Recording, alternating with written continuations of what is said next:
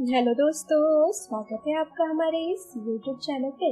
दोस्तों, कहानी को शुरू करने से पहले एक जरूरी बात, अगर आपने चैनल को सब्सक्राइब नहीं किया है तो पहले आप जल्दी से चैनल को सब्सक्राइब कर दीजिए ताकि आपको हमारी आने वाली नई नई कहानियों की जो नोटिफिकेशन है वो आपको सबसे पहले मिलती रहे। तो चलिए दोस्तों, बढ़ते हैं हमारी आज की कहानी की तरफ। हमें उम्मीद है कि आपको हमारी ये कहानी जरूर पसंद आएगी। सुबह 6 बजे फोन की घंटी बजी। सुमन का मन आकांक्षाओं से भर गया। सोचने लगी, इतनी सुबह किसका फोन हो सकता है। देखा तो उसकी चाचा की बेटी का फोन है। सुमन ने फोन उठाया। उधर से आवाज आई, सुमन, दादाजी हम सबको छोड़कर चले गए। सुमन ये सुन के रोने लगी। उसने ये खबर रोहन को बताई और कहा कि चलो हम वहाँ पर चलते हैं। रोहन ने कहा कि नहीं, अभी वहाँ जाना उचित नहीं होगा, पर सुमन जिद करने लगी। फिर रोहन ने कहा ठीक है। रोहन का मन बिल्कुल भी वहाँ जाने का बिल्कुल नहीं था, पर सुमन की जिद के कारण जाने को वो तैयार हो गया। सुमन भी अपना हक समझते हुए वहाँ पहुँच गई। सुमन ने सोचा कि दुख की इस घड़ी में परिवार के सभी लोग गिले शिकवे भूल कर उसे और रोहन को ना लेंगे और दादाजी की मौत का दुख जताएंगे, पर उसका ऐसा सोचना बिल्कुल भी गलत साबित हुआ। जब सुमन रोहन के साथ वहां पर पहुंची तो सब उसे नजरअंदाज करने लगे थे, जैसे कि वह कोई अजनबी हो।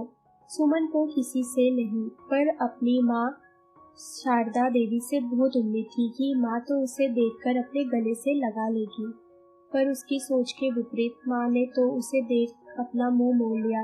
वो माँ की तारीफ तरफ जाने लगी। माँ औरतों के बीच बैठी हुई थी। शारदा देवी ने सुमन को अपनी तरफ आता देखा तो वह उठ के अंदर अपने कमरे में चली गए। उसने अपनी बेटी की तरफ देखा भी नहीं।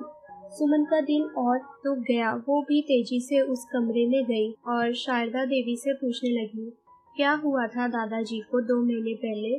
तो अच्छे थे, वो तो अच्छे थे, फिर अचानक से ये सब कैसे हो गया माँ? शारदा देवी ने कहा, तुम पूछने वाली होती कौन हो? तुम्हें इन सब बातों से आखिर क्या मतलब है? चली जाओ यहाँ से। अगर इस घर में कदम भी रखा तो मेरा मरा हुआ मुंह देखोगी तुम। सुमन ने कहा, माँ ऐसा तो मत कहो, तुम ही मुझे नहीं समझोगी तो आखिर कौन समझेगा मुझे? शारदा देवी ने कहा, मुझे कुछ नहीं समझना, तू जा यहाँ से बस।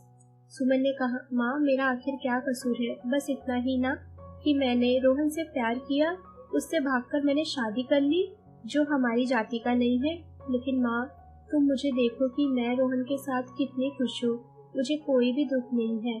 उसके जैसा जीवन साथी मुझे कभी नहीं मिलता। सुमन ने अपनी खुशी दिखाते हुए कहा। शारदा देवी ने कहा, मुझे कुछ नहीं देखना है, तुम जाओ यहाँ से। बस तू अभी और इसी समय अपने पति को यहाँ से लेकर चली जा, जिससे पहले तुझे यहाँ तेरे पिताजी और भाई देखे। मैं नहीं चाहती कि यहाँ इस वक्त कोई तमाशा हो। माँ और मैं और रोहन चले जाएंगे, बस दादाजी का अंतिम संस्कार हो जाए।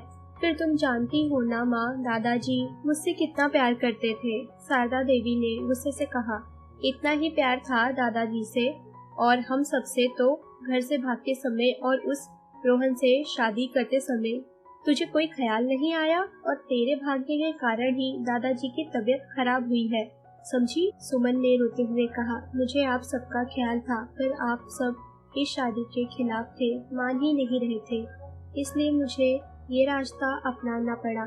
सुमन के पिता, भाई बहन और भाभी भी वहाँ पर आ गए और गुस्से से उसे सब उड़ने लगे। पिता सूर्यकांत ने कहा, तेरी हिम्मत कैसे हुई उस लड़के के साथ इस घर में आने की? सुमन ने कहा, ऐसा मत कहो पापा, मुझे और रोहन को अपना लो आप सब। सूर्यकांत ने कहा, मैं अब तुम्हारा पिता नहीं हूँ, अब मेरी सिर्फ एक ही बेटी है, नीता है। तुम हम सबके लिए मर चुकी हो। सुमन ने कहा, पापा मेरी बस इतनी सी तो गलती है ना कि मैंने रोहन से शादी की। आप सब इस शादी की इतनी बड़ी सजा तो मत दो मुझे। मैंने कोई जुल्म तो नहीं किया है ना, और मैं अपना अच्छा बुरा सब समझती हूँ। और दूसरी जाति के लड़के क्या इंसान नहीं होते?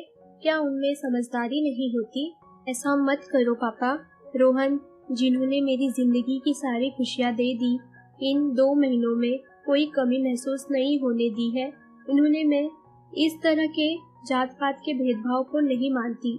अपनी ये बकवास और कहीं जाकर कर और चली जा अपने पति को यहाँ से लेकर, सुमन के पापा ने कहा, जिससे पहले कि कुछ अनिष्ट हो जाए। सुमन के भाई समीर ने चिल्लाते हुए कहा। सुमन ने कहा, भैया इस तरह तो बात मत करो। गुस्से में आकर समीर सुमन के पास गया और उस पर हाथ उठाने लगा, पर रोहन ने आकर उसका हाथ रोक दिया। तब ही सुमन की भाभी ने कहा, आप ये क्या कर रहे हैं? वह आपकी बहन है, आप सब उन्हें माफ कर दो। समीर यह सुन तिलमिला गया और कहने लगा, चुप रहो तुम, लगता है तुम्हारा दिमाग खराब हो गया है। रोहन ने सुमन से कहा, चलो यहाँ से, तुम्हारी बहुत बेइज्जती हो चुकी है, मैं अब और सहन नहीं कर सकता। सुमन ने कहा, आप सही कह रहे थे, हमें यहाँ पर नहीं आना चाहिए था। ये लोग पत्थर दिल इंसान हैं, इन्हें अपनी बेटी से ज्यादा समाज की फिक्र है। ये लोग हमें कभी भी नहीं समझने वाले। मैं ही पागल हूँ जो इन्हें समझा रही हूँ। शादी की सजा मुझे ये इस तरह देंगे सोचा भी नहीं था। मैंने सोचा था कभी ना कभी तो इनकी सोच बदल जाएगी। सुमन ने रोहन का हाथ थामा और घर से बाहर जाने लगी। सुमन के पास उसकी छोटी बहन नीता आई और उसकी भाभी दौड़ती हुई आई और गले से लगा लिया। नीता ने रोते हुए कहा, दीदी मत जाओ। सुमन ने कहा, रो मत पगली, मैं कहाँ तुझे छोड़कर जा रही हूँ।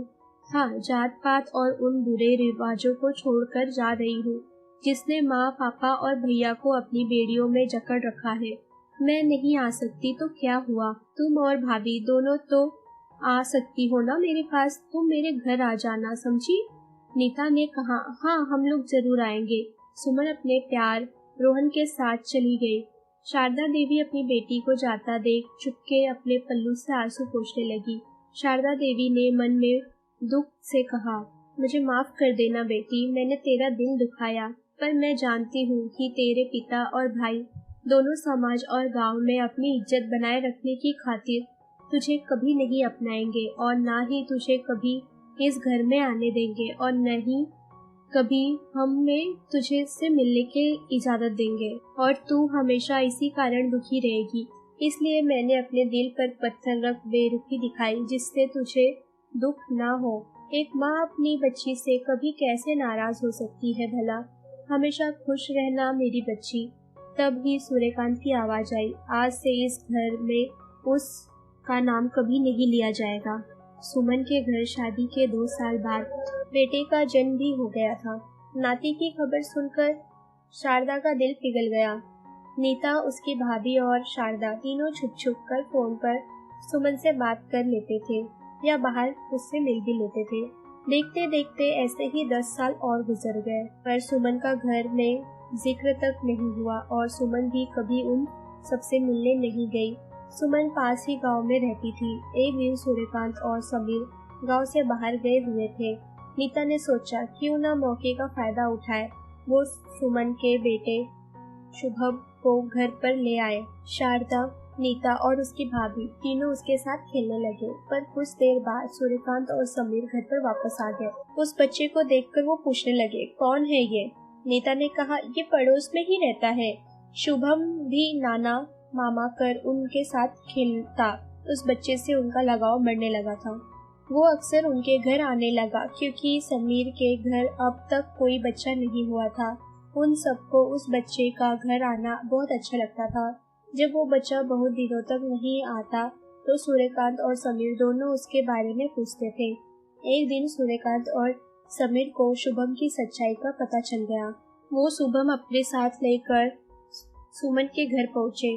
सुमन अपने पिता और भाई को इतने सालों में बाद देखकर हैरान हो गई थी।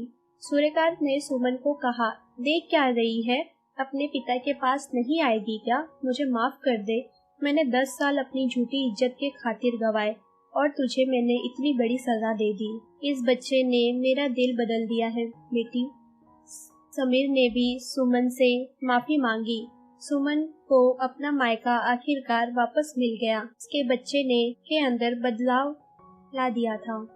तो दोस्तों, अगर आपको हमारी ये कहानी पसंद आई हो तो कहानी को लाइक और शेयर करना ना भूलें दोस्तों अगर अभी भी आपने चैनल को सब्सक्राइब भी नहीं किया है तो पहले आप जल्दी से चैनल को सब्सक्राइब कर दीजिए ताकि आपको हमारी आने वाली नई नई कहानियों की जो नोटिफिकेशन है वो आपको सबसे पहले मिलती रहे। तो चलिए दोस्तों, हम फिर मिलेंगे अपनी आने वाली एक और नई कहानी के साथ।